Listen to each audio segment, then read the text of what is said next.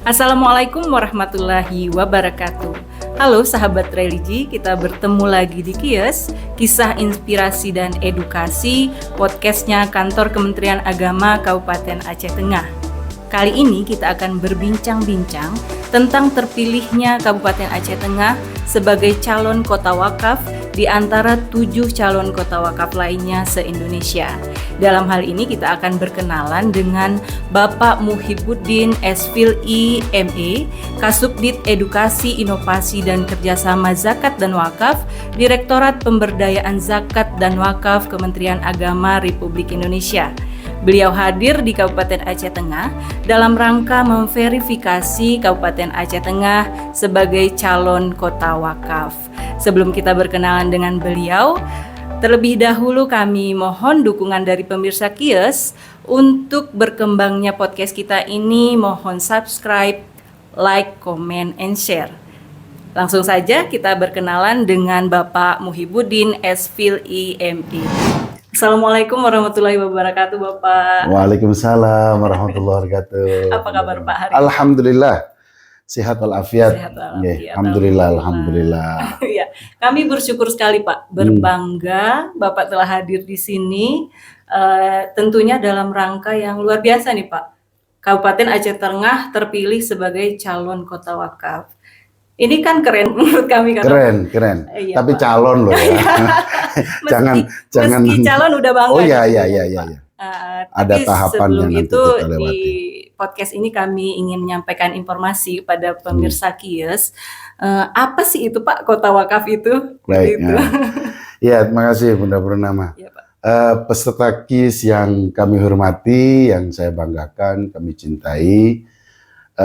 Konsep kota wakaf ini sebenarnya lahir di tahun 2023 dari satu keinginan bersama untuk bagaimana melakukan satu loncatan gitu ya, agar program-program berbasis wakaf itu betul-betul menyentuh masyarakat kita, dan wakaf itu bukan sesuatu yang remeh, yang kecil gitu ya, tapi wakaf itu meskipun mulai dari hal yang kecil, wakaf uang misal kecil, tapi betul-betul bisa impactful, bisa powerful untuk menyumbang pada pembangunan nasional kita.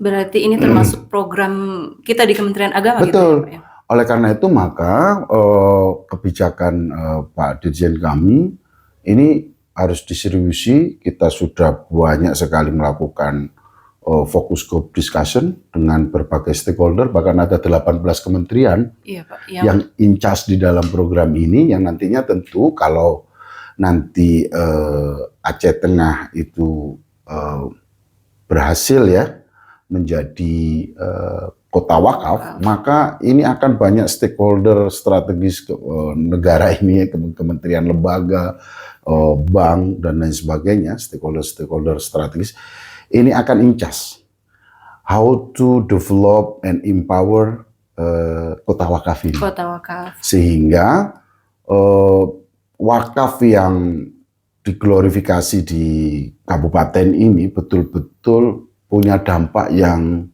signifikan untuk pembangunan. Karena apa? Potensinya itu selalu ya kita khutbahkan gitu ya. Misal wakaf uang saja kita punya potensi 180 triliun. Itu one thing yang big gitu ya. Nah makanya ini kalau semua stakeholder bisa kita gerakkan ya, dengan misal Aceh Tengah berwakaf misal, mulai Pak Bupatinya juga menjadi qudwah hasanah begitu ya. Nanti Pak Kepala Kemenak sebagai Menteri Agama di tingkat kabupaten memberikan uswah juga gitu ya, memberikan qudwah juga. Nanti para asisten daerah, sekda, lalu semua unsur. Misal nanti ada wakaf madrasah, wakaf catin, wakaf umroh, wakaf haji, itu kan bisa gitu. Wakaf pemuda misal, wakaf pemuda milenial, Jadi memang Banyak. harapannya itu dengan adanya kota wakaf ini, wakaf itu benar-benar mencakup semua pihak dan untuk kepentingan banyak pihak gitu ya, Pak ya? Betul. Sebenarnya kita itu bisa sangat berdaya ya dengan cara kegotong royongan. Kita kan punya apa namanya semangat ya, kegotong royongan. Ini termasuk juga dalam konteks wakaf. Kalau kita gunakan nilai ini dalam kebersamaan kita, keberjamaah kita, itu dahsyat. Makanya nanti kalau ini wakafnya bisa dikapitalisasi sedemikian rupa, maka bantuan untuk misal anak-anak yang membutuhkan untuk akses pendidikan, membutuhkan akses kesehatan masyarakat kita, itu sangat bisa dibantu dari program wakaf ini. Dan wakaf ini kan misal contoh-contoh yang sudah lebih awal ya. Misal di Kota Serang ini ada rumah sakit mata, Wardi namanya. Nah ini kolaborasi, tanahnya tanah wakaf, pembiayaannya, pembangunannya melalui dana maslahat BPKH, operasionalnya dari dana zakat, dan ini sampai hari ini sudah ribuan orang terbantu matanya bisa melek. Ini kan luar biasa. Iya, itu yang kita harapkan bisa ada di Kabupaten Aceh Tengah. Kabupaten Aceh Tengah, betul. Nah nanti di sini saya juga dengar ada sudah banyak potensi ya, dan sudah running gitu, wakaf, ada kebun. Iya, ada kebun, Pak. Ada wakaf juga nanti, termasuk untuk pendidikan, untuk pesantren, untuk tempat-tempat ibadah. Ini kan termasuk yang produktif juga, akan lebih produktif lagi misal pesantrennya, lalu ada yang diproduktifkan tanah lainnya untuk secara ekonomi begitu ya. Dan ini untuk mensupport operasionalnya. Masjid juga begitu.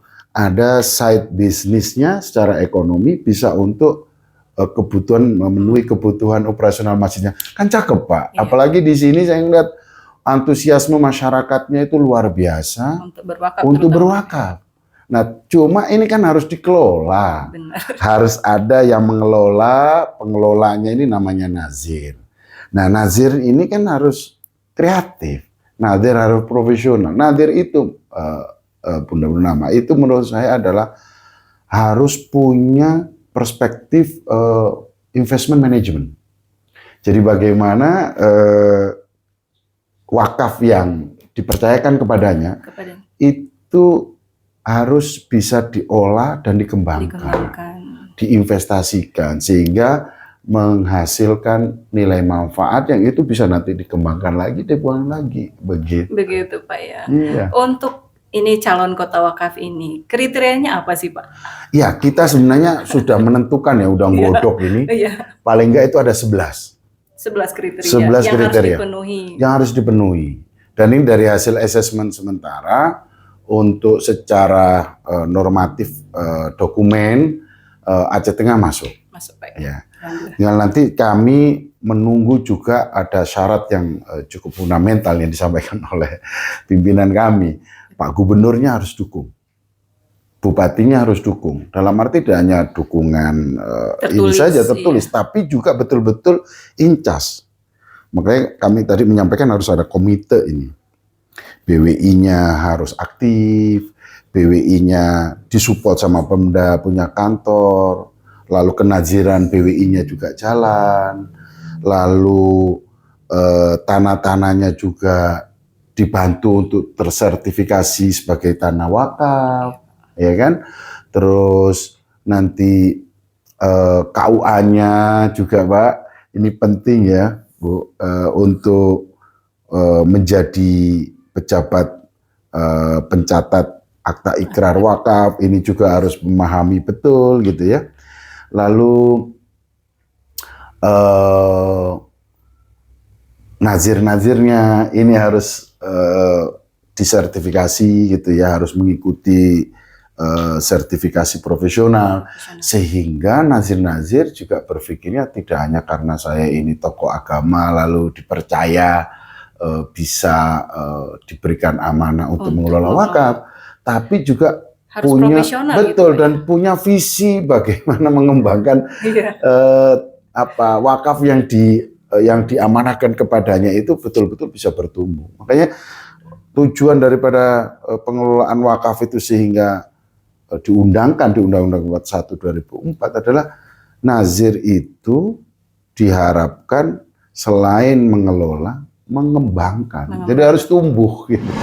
Nah, ini kan artinya bukan pekerjaan yang mudah begitu, Pak. Apalagi selama Betul. ini mungkin kalau di tingkat KUA kecamatan dipercaya sebagai nazir, ya berarti saya harus memegang amanah ini. Cukup Betul. begitu saja, Pak kan. Nah, Bapak sebagai Kasubdit Edukasi Inovasi, ada nggak pendampingannya, Pak? Betul, pastilah. Kami ini punya webinar loh, Bunda Purnama, sampai Desember itu kurang lebih ada 100 sekian webinar terkait zakat dan wakaf. Artinya harus rajin ya, Pak ya? Iyalah, untuk mencari ilmunya. Mencari ilmu, bukan nyari sertifikatnya ya, meskipun mencari ilmunya. jangan sampai ikut webinar karena demi sertifikat gitu. Tapi betul ilmunya ini penting karena kami menghadirkan tidak hanya mereka yang pakar, yang expert, tapi juga banyak juga praktisi yang kami hadirkan.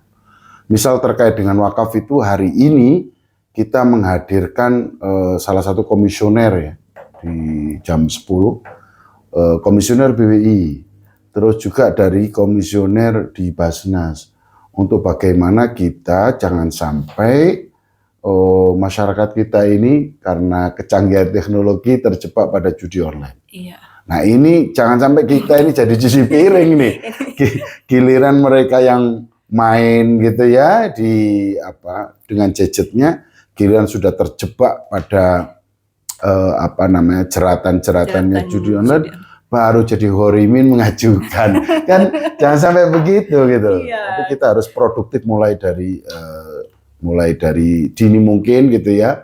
Lalu hal-hal yang destruktif untuk masa depan itu ya harus kita hindari karena itu pasti ya akan menambah beban aja. Iya, Pak. Gitu. Sekarang ini aja udah jadi beban ya, Pak. Oleh karena itu maka dan kami tidak jemu-jemunya ya Pak Menteri, kami juga kemarin sudah mengeluarkan edaran ke seluruh satuan kerja kita dan juga seluruh satuan kerja yang bahkan sampai KUA ini juga sangat proaktif gitu ya untuk memberikan edukasi dan literasi kepada masyarakat. Jauh-jauhilah itu karena madorotnya jauh lebih besar. Nah, jeratan aja itu. Iya, Pak. Bahkan ada kasus menyala ya, Pak ya. Iya kan. Jadi rame kan gitu. Dan Indonesia termasuk yang populasinya cukup tinggi. Ini kan artinya mengkhawatirkan sekali.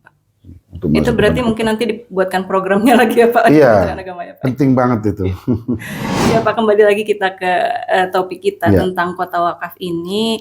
Informasi awal kita dengarkan ada 7 calon kota wakaf di Indonesia. Betul. Apakah yang 7 calon kota wakaf ini cara penilaiannya tuh bagaimana Pak? Iya. Kita kemarin sudah membuat pedoman, juklak juknis, lalu kita sampaikan ke seluruh bidang ya, Benai Jawa. Lalu kami minta untuk pengusulan. Jadi ini bottom up, bukan top down. Sehingga kami tidak boleh menunjuk begitu saja. Tapi embrionya itu sudah ada gitu ya. Lalu berapa praktek dan juga semangat masyarakatnya itu juga tinggi gitu ya. Literasinya juga sudah cukup banyak dilakukan gitu ya, banyak sudah memadai.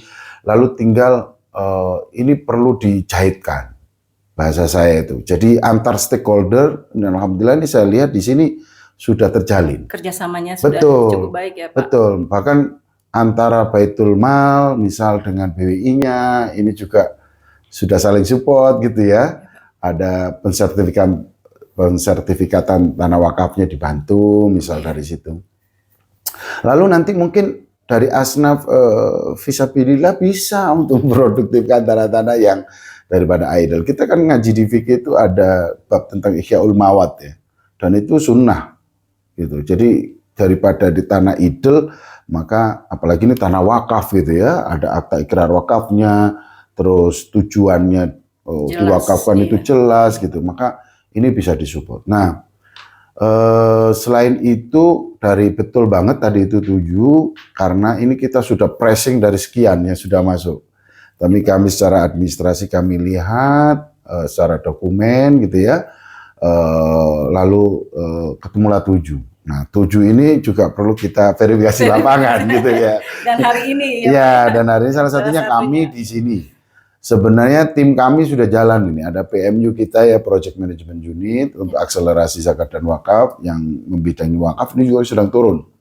Ada di beberapa daerah, sekaligus kita ingin tadi ngelihat sejauh mana sih agresivitas program-program inkubasi wakaf produktifnya gitu. Kan kita nggak bisa kalau hanya nunggu ketersediaan anggaran, lalu kita kasih treatment jalan, nggak begitu caranya. Tapi kita juga lebih fundamental lagi bagaimana kita membangunkan awareness masyarakat kita bahwa wakaf itu adalah penting untuk masa depan kita di akhirat. Maka ayo kita tabung, kita investasikan harta kita ini dengan jalan yang sudah diberikan ruangnya oleh agama, yaitu dengan berwakaf. Yang sehingga apabila kita pun sudah menghadap Sang Khalik gitu, nantinya kan kita pasti camat ini, calon mati kan gitu. Makanya nanti biar harta kita yang itu bisa kita bawa ke sana dengan cara ini dimanfaatin oleh umat gitu kan. Kalau masih digunakan untuk ibadah, masih digunakan untuk belajar, misalnya wakaf kita masih dimanfaatkan masyarakat untuk membantu sesamanya gitu ya, yang nggak mampu nanti bisa jadi dana bergulir misal. Akan mengalir ya Pak ya? Mengalir, sepanjang itu masih terus. Masih mengalir ya? Betul. Nah setelah ini Pak, kami kan berharap Aceh Tengah ini bisa calonnya dihilangkan gitu Pak, jadi kota wakaf. Oh iya. Nah setelah jadi kota wakaf itu, mau dibawa kemana Pak gitu? Iya, tentu kita bicara wakaf itu kan bukan temporary program. Bukan temporary program, artinya kayak yang program kami punya Mbak namanya Kampung Zakat. Itu juga untuk pengembangan multi program dan multi stakeholder. Lalu ada KUA pengembangan ekonomi umat, basisnya di KUA karena ini inline dengan programnya Pak Menteri, program prioritas yaitu revitalisasi KUA, sehingga KUA berperan untuk pengembangan ekonomi masyarakat di sekitarnya. Lalu ada inkubasi wakaf produktif, ini juga treatment kita cukup 3 tahun. Tapi kalau untuk kota wakaf itu sustainability-nya, maka penting tadi ada komite. Di daerah itu ada keselarasan dan satu wazan gitu kira-kira ya, satu pemahaman dan satu kesatuan di antara stakeholder untuk bagaimana menggerakkan seluruh potensi yang ada di daerah itu. Wakaf bergeraknya jalan, wakaf tidak bergeraknya jalan. Wakaf ini kan banyak ya. Iya. Makanya kami berharap nanti kalau yang sudah diputuskan C-nya hilang, gitu ya. Makanya kami tadi kan kami ngelihat sejauh mana sih antusiasmenya, komitmennya pimpinan daerah untuk mewujudkan program ini bisa running gitu ya. Maka kami lihat tadi, oh ya, terus beliau membuat komitmen lalu mendiskusikan apa yang akan kita lakukan ke depan. Ada kampus juga, ada Pak Rektor, kan luar biasa ini. Iya, Pak. Dukungan seluruh stakeholder.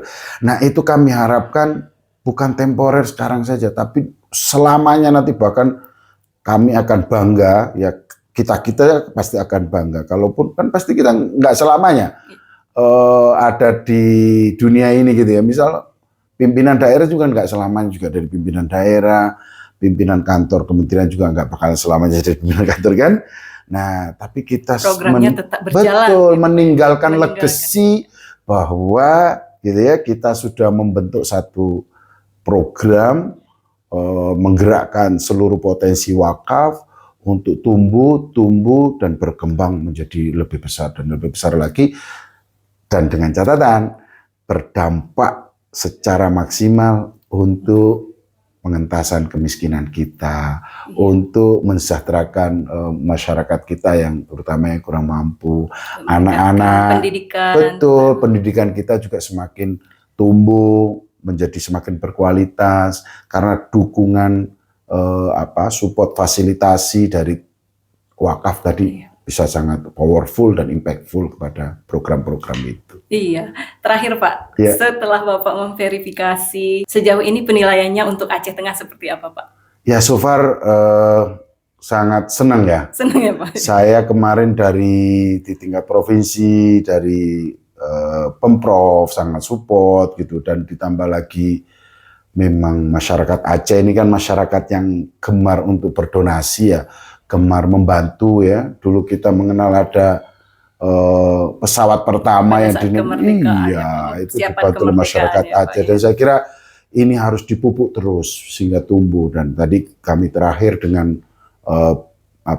unsur Pemda ya, pemerintah daerah, ada Pak Sekda, ada Pak Asda, seluruh stakeholder alhamdulillah sangat support, dan ini kami berharap dukungan ini terus dirajut, ditumbuhkan terus, di maintenance ya, sehingga ini nanti akan menjadi circular movement ya, gerakan yang terus melingkar dan masyarakat semua sehingga punya wakaf is my lifestyle, kira-kira begitu ya. Kalau nggak wakaf itu kok rasanya hidup saya belum berarti. Ya, gitu-gitu. Nanti kalau sudah begitu, ya kita akan bisa mewujudkan banyak tadi impian-impian, mengkualitaskan pendidikan, ekonomi kesejahteraannya juga naik gitu ya. Kesehatan juga nanti bisa dibantu dari dana-dana wakaf itu. Insya Allah tujuannya kedepannya seperti itu, Pak. Betul. Berarti yang saya tangkap, Bapak melihat bahwa potensi Aceh Tengah sebagai kota wakaf itu ada gitu, Pak ya? Iya. Tinggal kita bagaimana dengan kerjasama semua pihak tentunya, mengkerjasamakan, Pak, mengkonekkan, menjahitkan kalau bahasa saya itu, sehingga semua itu bisa menjadi tadi circular movement gitu ya, dan semua akan punya awareness yang sama, masyarakat juga punya pemahaman literasi yang baik gitu, yang sehingga juga partisipasinya kepada gerakan wakaf ini juga semakin tumbuh dan meningkat lagi. Ya. Terakhir nih Pak, kami minta Bapak memberikan closing statement kepada pemirsa KIES. Silakan Pak. Ya, terima kasih Bunda Purnama dan seluruh pemirsa KIES.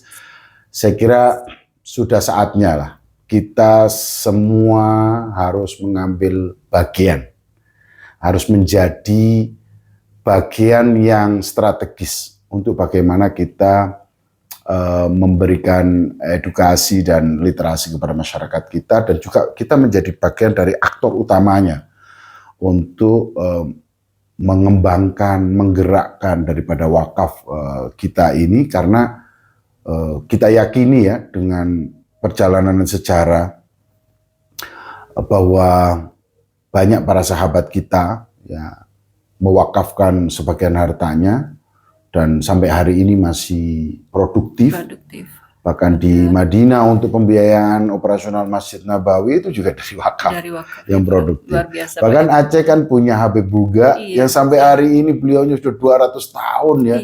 Tapi masih memberikan manfaat oleh itulah yang namanya wakaf. Cucu, cicit dan seterusnya. Betul. Gitu, jadi sustainability of program ini harus kita jaga. Terutama ini dengan teman-teman milenial yang melek gadget, melek digital.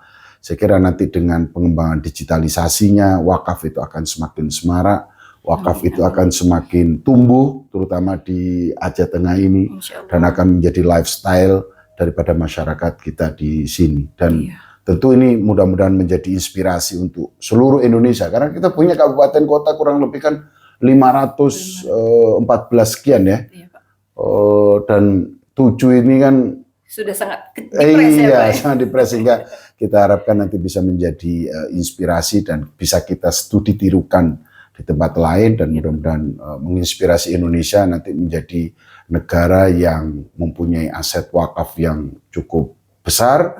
Dan wakafnya sangat powerful, wakafnya tumbuh dengan baik, dan pembangunan ini sangat bisa disupport dari Insya Allah. wakaf Amin, yang kita amin. punya. Ya, Pak. Amin, amin. Semoga amin. ya Pak ya. Amin, amin, amin, amin, amin. Terima kasih Pak atas Sama-sama. waktunya pada hari ini sudah diculik. Di studio Nggak apa-apa. podcast. Kapanpun kalau itu bisa memberikan arti kan, alhamdulillah berarti Alhamdulillah. Terima bisa kasih, masih Pak. diberi kesempatan oleh Allah tuh. Terima kasih sekali lagi, Sama-sama. Pak. Benar-benar. Demikian tadi pemirsa Kies, bincang-bincang kita dengan Pak Muhib yang luar biasa sekali. Mudah-mudahan dapat menginspirasi, mengedukasi pemirsa Kies. Dan kami akhiri dengan ucapan wassalamualaikum Assalamualaikum warahmatullahi warahmatullahi wabarakatuh. wabarakatuh. Waalaikumsalam warahmatullahi wabarakatuh. Sama-sama.